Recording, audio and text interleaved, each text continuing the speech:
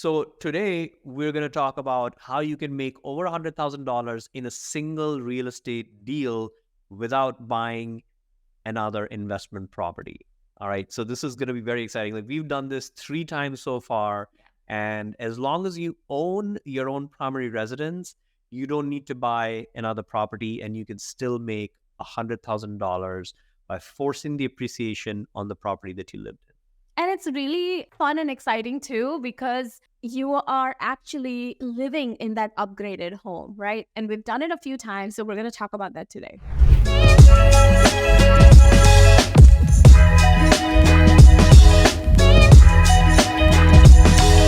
So the first example is a primary residence that we purchased for around $400K, and we're rounding off the numbers just to keep the math simple. We bought it around $400K. This property was very interesting. It had been sitting on the market for a while, and when we did some more research, we found out that somebody had purchased land in the city of Philadelphia. They started constructing a property. It was a new construction. They went out of business while in the middle of the construction. Another builder bought it, and they finished the project. And when multiple people do it this way, the renovation is not clean. And so the property had a lot of issues. And so it had been sitting on the market for a while. So we were able to grab it for lower than market value. And we had to be prepared to do some work on it. So we bought the property, and a few things that we did was when the renovation was originally started, everybody was doing those cherry cabinets, gold and Victorian style doorknobs and things like that. And then by the time the renovation finished, it was more like all stainless steel. And so what we did was we came in and we upgraded things a little bit, but we fixed a lot of leaks and a lot of other issues that the property came with. That allowed us to, over the course of the next 5 years, it allowed us to appreciate the property, force the property to appreciate. And by the time we moved out and we were able to rent it out for a few years before we sold it, by the time we went through all of that, the property had appreciated quite a bit. So can you go over how much did we put into it and how much did it for? Numbers. We love numbers. So we bought the property for $400,000. We put in about $70,000 in rehab. Now remember, this is over a 5-year period, so it's not like we had to come up with the $70,000 all at once. We did it piecemeal, and that allowed us to take on smaller projects at a time, and use lesser capex every time we did it.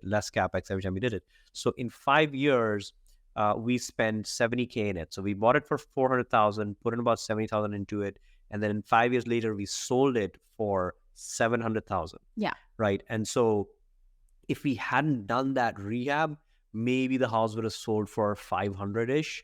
But because we forced the appreciation and we added a little patio deck, and we, did a new paint in the entire house, right? We upgraded one of the bathrooms. And so these are the ways that we added value. And then now the house appreciated so much, we sold it. And then we were like, wait, we need to do this again because this was so powerful. Yeah. And so we did the exact same thing on the second property. So the second one, we put this entire strategy on steroids, because what we did, the second one was a Victorian. We bought it in a neighborhood where there were all the Victorians surrounding it. The houses that were fully renovated Victorians were in very high demand because the houses were 100 years old. They had a lot of character. They were expensive, but not a lot of them were fully renovated. So we bought this house for around $600K. And what we did was, if you have ever walked through city homes, you know that they're all vertical. So there is usually living room, dining room, kitchen on the first floor. Second floor usually has 2 bedrooms and a bathroom. And third floor, something similar, or a master suite. A lot of homes are built that way. In this particular home, there was no bathroom on the top floor, and the washer dryer was in the dirt basement. And the first floor also did not have a powder room. So what we did was we added a half bath on the first floor, We moved the washer dryer. We bought a brand new set of washer dryer that was highly efficient and really great. Put it on the second floor, so the flow became better. And then we put a bathroom on the top floor and made a beautiful master suite. And so now it became more usable, and we were able to add an additional 1.5 bathroom. That's right. And so this house we lived in for 3 years, but as you said, we supercharged it because this time we added a little bit more to the CapEx budget, right? So between the 2 bathrooms that we upgraded and and the washer dryer and all these things that Paula just mentioned. Yeah, we did a lot more. We did a lot more. We did some of these other smaller things as well. Yeah. We spent about $120,000 on the rehab. So we bought the house for $600. We put in about $120 into it, and by the time we were done, it sold for close to $900,000, right? And so again, we made over $150,000 on this project alone, which is quite incredible. And so what we did was, before we sold it, we actually BRRRRed it, meaning what we did was once the renovation was complete, we took it to the bank and we got a HELOC. Instead of doing a full refinance, we got a HELOC, and we were able to get a HELOC for, I think it was around $120,000. So we got that HELOC, we took that money and we used it as seed money to take it to a hard money lender, and we bought a 10-unit building with that money. And that 10-unit building, we bought it for $375,000. And we put another, do you know how much we put into it? We probably put in easily around $250,000 into it because it needed a lot of work. We had to put in new bathrooms in some of those units. We had to upgrade the flooring. We had a bedroom. So it was a big 10-unit project. So yeah, bought it for $375,000, put in another $250,000. It appraised for almost $1 million. And so we refinanced it. We paid the HELOC back, right? And we were able to put all of our seed money back. We paid the hard money lender back. Now we had a 10-unit asset. But after paying the HELOC back, we actually sold that second primary home, and now we made that additional money. Yes. And moved it to the next deal. And so this is why this strategy is so powerful.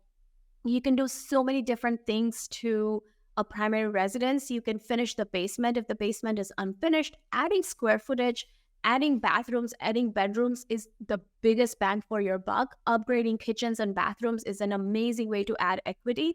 And you can take that money and you can redeploy it to build your rental portfolio. Absolutely. And the two really great things about doing it this way, and I would recommend, even if you are doing your own BRRRR projects or investment property, you should always be doing this as well, because this is literally, one, you're improving the quality of your life because you're upgrading your own home that you're living in, right? And two, it turns out to be a great investment because it adds value to your own property. And the two real advantages of doing it this way is that, one, you don't have to bring additional financing because you're doing these upgrades in your own primary residence over a period of 2, 3, 4 years. Right. You can do smaller projects at a time. So you can put in $10K one year, another 10, 15K the second year, right? And then you can pick and choose the projects that you're doing one at a time. And because the second advantage is because you are upgrading your own home, you can manage the project a lot better. Right? Because you're going to be on site. You're going to be, you live at the property. You can see the kind of work that the contractor is putting in. You can do better quality checks. And so it's such a no-brainer that every time we do this, and then we did this again the third time with this house, and you can actually see it right here. You're in our BRRRR project right now. So we renovated, the basement was unfinished. We finished this basement. And we put in our offices. One of our students from the program actually designed this office space. She's an interior designer. And so we gave her our business. She designed this space. And now we have multiple offices on this floor. We have a printer room. It's an amazing space to work in. And so, a lot of us have right now, even if you have a W-2, a lot of us have the option to work from home after COVID.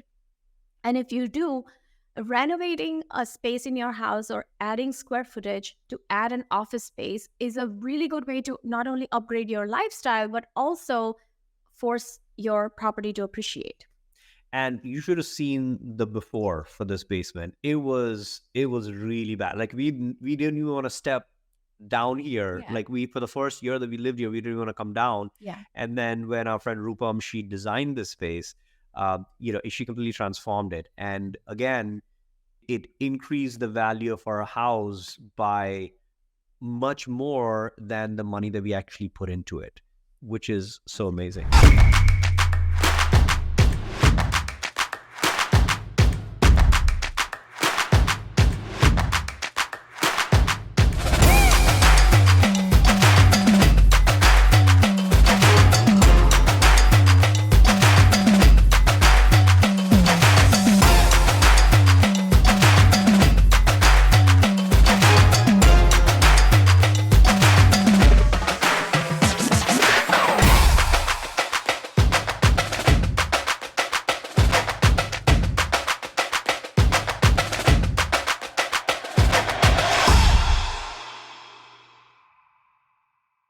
So originally, when Niti came in full time into the business, we were trying to figure out whether we should invest in having an office space outside of our home, or whether we should add square footage and do it in the same building as our home.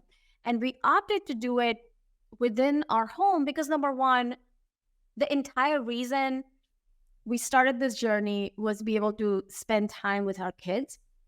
And it's really nice to have this space right inside our home because sometimes our kids are playing while we're working and it all works out. We're all in the same space.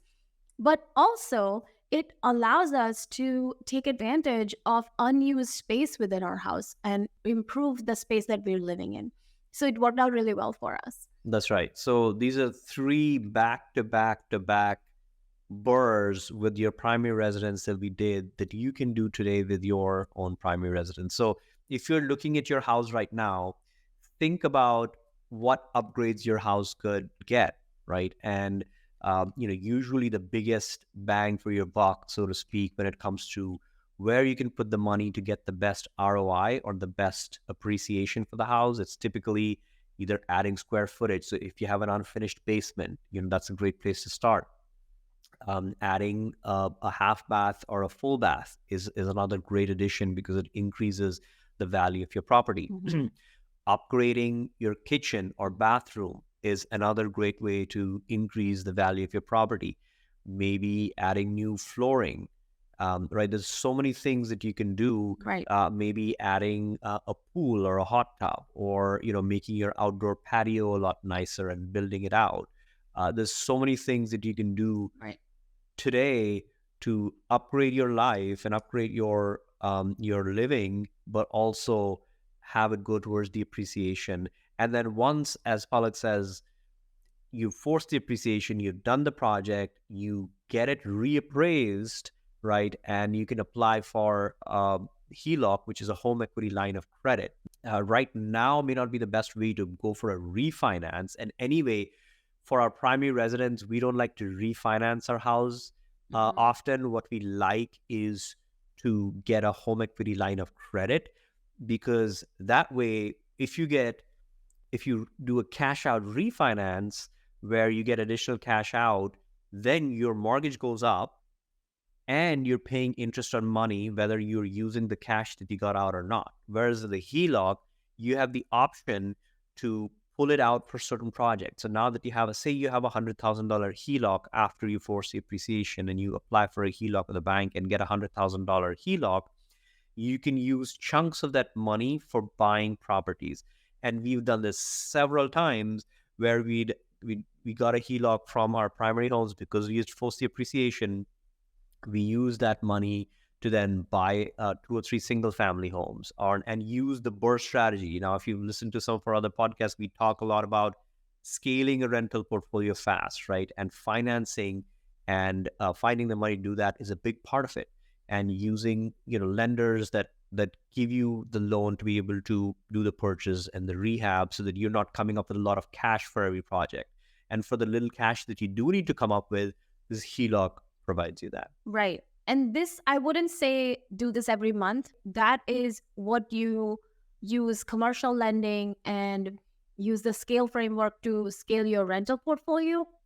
But if you have the ability to, every so often, borrowing your primary residence, it allows you to inject a boost of cash, a boost of seed money within your rental portfolio growth plans. That's right. And when you do decide to move and buy a second house, guess what? Now you have so much equity in your house that you can use to buy that next house. So just to recap, this is one of our favorite things to do in real estate. You can do it today, as I said, without buying a single investment property. You don't need special kind of financing for this. As long as there's a project in your house that you can take on, whether it is finishing your basement or updating a kitchen or a bathroom, just do that. Do one project at a time. Do it for the next few years up until you live in that house. And then when the property appreciates, get that HELOC and get the forced appreciation. Yeah. And just to add to that, so many people in our community have done this. Yes. And every project they've made, like so many projects that we have talked about in our community where they made like over $100,000. Angie is doing one right now. Raza from our community made $200K on his primary residence BRRRR project. This has been done many different times. So implement this strategy within your own home. I'm going to give one more pro tip because I know we're about to wrap this, but one more pro tip. This is absolutely supercharging the supercharged BRRRR. Okay. Yeah. So Angie, that Palak just mentioned, not only is she doing a primary residence BRRRR, but she's also doing a house hack at the same time because she bought a duplex that she's going to live in one unit, rent out the other, but she's also adding value to that property at the same time. So not only is she getting the forced appreciation on both the units, because she's going to rent out the other unit, that unit is going to pay for her entire mortgage, and she's going to live mortgage-free virtually because the rent pays for her mortgage, and it's amazing. So there's different ways you can do BRRRR and supercharge every real estate, other investing strategy that you do. If you do Airbnb, guess what? You can BRRRR properties and do Airbnb. If you're going to do BRRRR like we do and acquire so many properties, this is a great way to do that as well. All right, you guys, we'll see you next time.